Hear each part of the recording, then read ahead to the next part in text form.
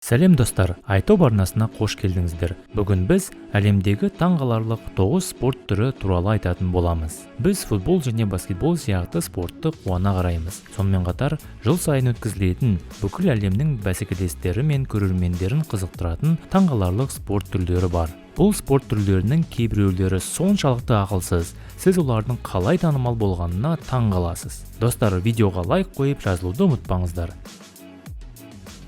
Нөмір 9. Шалбардағы күзен. Күзен шалбары солтүстік Англияда пайда болған. Бұл шыдамдылық трюгі. Онда қатысушылардың шалбарына күзен салынады. Жеңімпаз шалбарында күзенді ең ұзақ ұстайтын қатысушы. Бұл спорт тек ер адамдар үшін. Қатысушылар күзен шығып кетпес үшін шалбарын етегінде мықтап байлайды. Әрбір шалбарға бір күзен салынады, ал беліне белбеу тығыз тағылады. Жарыс ережелері бойынша күзеннің тістері болуы керек және қатысушыларға іш киім киюге болмайды. Қатысушылар күзеннің тістеуін шалбардың сыртынан ғана тоқтата қалады. Жеңіске ең ұзақ уақытқа апарған қатысушы ие болады. Күзенді шалбардың ішінде ұстаудан қазіргі әлемдік рекорды 5 сағат 30 минут.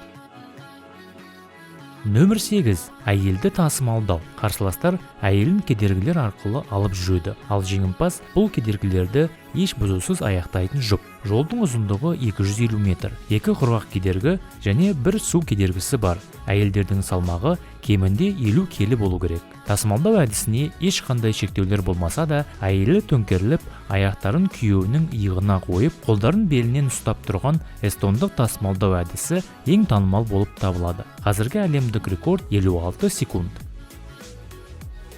Нөмір 7. Ірімшіктің артынан домалау. Жыл сайынғы спорттық ірімшіктің артынан домалау спорты қазір әлемнің түкпір-түкпірінен қатысушыларды тартады. Қатысушылар шамамен 3-6 келілік ірімшік орамын қуалау үшін таудың шыңында жиналады. Мәрені кесіп өткен бірінші адам ірімшікке ие болады. Бәсекелестер қуа бастағанға дейін ірімшік орамы 1 секунд алдын ала таудан түсіріледі. Ауыр ірімшік жылдамдығы сағатына 110 шақырымға дейін жетуі мүмкін, ал бұл кейде қатысушылардың жарақатына әкеледі.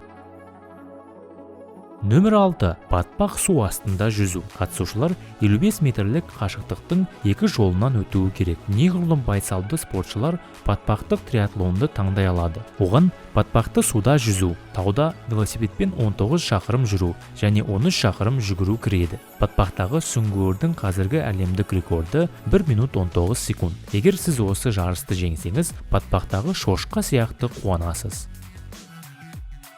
Нөмір 5.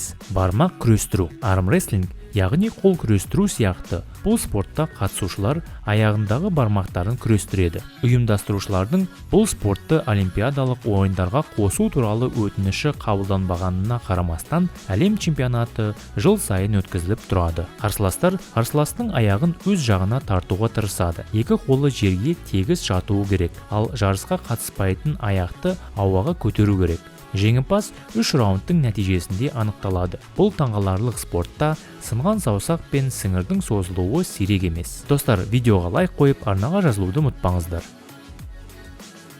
Нөмір 4. Киімді үтіктеу. Көпшілік үшін үтіктеу жағымды ойын-сауық немесе спорт болып көрінбейді. Ол күнделікті жұмыс болып көрінеді. Алайда экстремалды үтіктеу бойынша әлем чемпионаты 2002 жылдан бері өткізіліп келеді. Әлемнің түкпір-түкпірінен келген қатысушылар үтіктеу тақталарын ең керемет локацияларда рекорд орнату үшін жарысады. Локация түрі тек бәсекелестердің қиялымен шектеледі. Қанатпен таудан түсуден немесе сүңгуірден бастап шаңғымен сырғанауға дейін, тіпті атқа мінуге дейін экстремалды үтіктеу әуесқойлары ешқандай жаңа үтіктеу локацияларында қиындық көрмейді. Нөмір 3. Қоян секірту. Ат спорты мен иттердің ептілігін сынау жаңа нәрсе емес, бірақ каньон-хоп немесе қоян секірту спорт түрлерінің біріне айналды. Бұл спорт халықаралық қызығушылыққа ие болды және қазір ақш-та, Жапонияда, тіпті Австралияда өткізіледі. Қояндар кедергілерден өту уақыты, сондай-ақ олардың секіру биіктігі бойынша бағаланады. Секірудің қазіргі әлемдік рекорды биіктігі 100 см және ұзындығы 3 метр. Бүкіл әлемде бірнеше қоян жаттықтыру клубтары ашылды. Онда каньон-хоп әуесқойлары өздерінің қояндарын жаттықтыру үшін кездеседі. Нөмір 2. Түйелер күресі. Түрік спорт түрі түйелер күресі бірнеше мың жылдан белгілі. Жарыс ұрғашы түйенің екі еркек түйенің алдында өтуінен басталады. Содан кейін екі еркек түйе бұл сыйлық үшін күреседі. Аренада бірін-бірі итеріп, ұрып құлатудан күшін арттыру үшін және түйе салмағын жоғарылату үшін түйелер жақсы тамақтандырылады. Сөзсіз, бір түйе бас тартып қашып кетеді. Жеңімпаз қарсыласын айқайлауға, құлап кетуге немесе қашуға мәжбүр ететін түйе.